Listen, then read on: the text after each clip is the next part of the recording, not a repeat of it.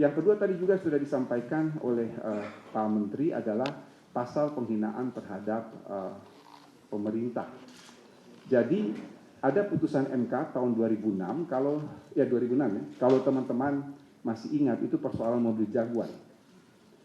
Pasal 134 bis itu diuji di Mahkamah Konstitusi dan Mahkamah Konstitusi membatalkan pasal itu. Mengapa Mahkamah Konstitusi membatalkan pasal itu? Karena satu, itu bukan delik aduan, siapapun bisa mengadu. Lalu hati-hati ketika kita melihat pasal 134 bis KUHP lama yang dibatalkan oleh Mahkamah Konstitusi, itu ada dalam pertimbangan Mahkamah Konstitusi yang mengatakan begini. Dan pertimbangan itu bersifat ratio residendi. Ratio residendi itu artinya pertimbangan yang bersifat mengikat. Di dalam pertimbangan Mahkamah Konstitusi soal pasal penghinaan itu dikatakan oleh Mahkamah Konstitusi bahwa kalau mau ini merujuk kepada pasal 207 KUHP. Pasal 207 KUHP itu adalah penghinaan terhadap penguasa umum. Itu sangat luas. Di situ dikatakan oleh Mahkamah Konstitusi, pasal penghinaan terhadap penguasa umum itu harus merupakan delik aduan.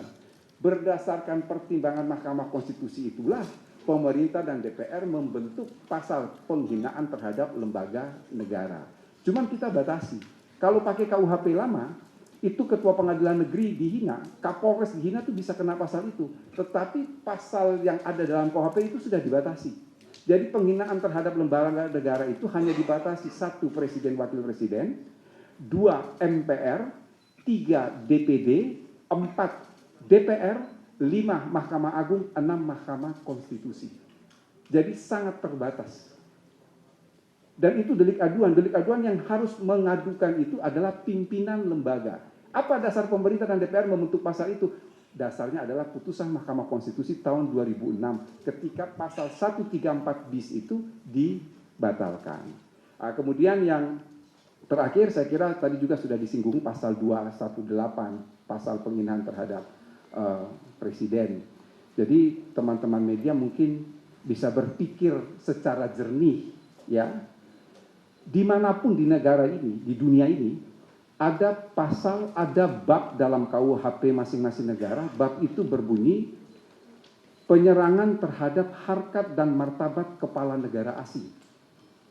Teman-teman bisa berpikir tidak, harkat dan martabat kepala negara asing dilindungi, kok harkat dan martabat kepala negara sendiri tidak dilindungi?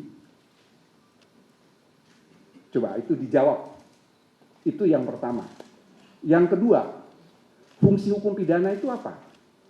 Fungsi hukum pidana itu adalah, filsafatinya adalah fungsi melindungi. Yang dia lindungi siapa? 1 negara, 2 masyarakat, 3 individu. Ditanya lebih lanjut, yang dilindungi dari negara itu apa? Kedaulatan. Lalu ada satu hal, harkat dan martabat negara. Presiden dan wakil presiden itu adalah personifikasi suatu negara. Sehingga mengapa pasal ini harus ada. Yang ketiga, mengapa pasal ini harus ada? Ini adalah pengendalian sosial. Bapak Ibu bisa bayangkan kalau bahasanya Pak Menteri itu sebagai suatu kanalisasi, Pak. Bahasanya Pak Menteri. Presiden dan wakil presiden itu punya pendukung. Minimal adalah 50% plus 1 ketika dia ikut dalam pemilihan presiden. Bapak Ibu saudara-saudara bisa bayangkan kalau pendukungnya tidak menerima presiden dan wakil presidennya itu dihina terus kemudian terjadi anarkis. Lalu apa yang mau kita katakan? Tapi dengan adanya pasal ini, kalau ada bahasanya kan seperti ini, wong presiden saja yang dihina tidak apa-apa kok yang pendukungnya sewotkan kira-kira seperti itu. Jadi ini adalah kanalisasi. Yang berikut, ini yang berulang kali, tolong membaca pasal 218 ini sekaligus dengan penjelasannya. Penjelasan itu utuh. Dikatakan bahwa pasal ini sama sekali tidak dimaksudkan untuk mengekang kebebasan berdemokrasi, kebebasan berekspresi, termasuk di dalamnya tidak melarang kritik. Mengapa kritik ini? Karena kritik dan menghina itu adalah 2 hal yang berbeda. Jadi yang dilarang betul di dalam pasal 218 ini adalah menista atau memfitnah. Menista itu contohnya adalah ya kebun binatang keluarlah dengan menghujat seseorang.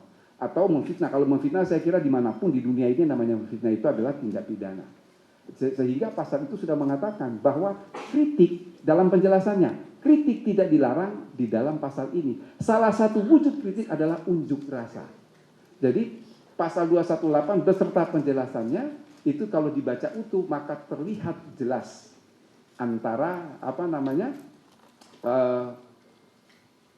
bagaimana itu menghina dalam konteks menista atau fitnah, dan yang berikut adalah soal kritik itu.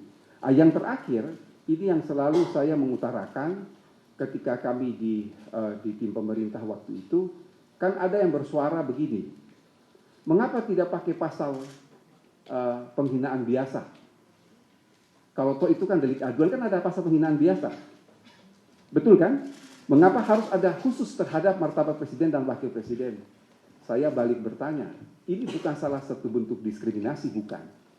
Kalau dikatakan tidak perlu ada pasal penyerangan harkat dan martabat presiden, karena itu masuk bisa dalam pasal penghinaan biasa, maka saya katakan pasal makar yang pembunuhan terhadap presiden dan wakil presiden itu dihapus saja. Toh ada pasal pembunuhan biasa. Mengapa tidak menggunakan pasal pembunuhan biasa, tapi harus ada tentang makar terhadap nyawa presiden dan wakil presiden. Artinya apa, saudara-saudara? Penyerangan harkat dan martabat presiden ini sama sekali bukan bentuk diskriminasi, tapi ini adalah primus inter pares. Apa artinya primus inter pares? Presiden dan wakil presiden itu adalah yang utama di antara yang sederajat. Mengapa pasal-pasal ini harus ada?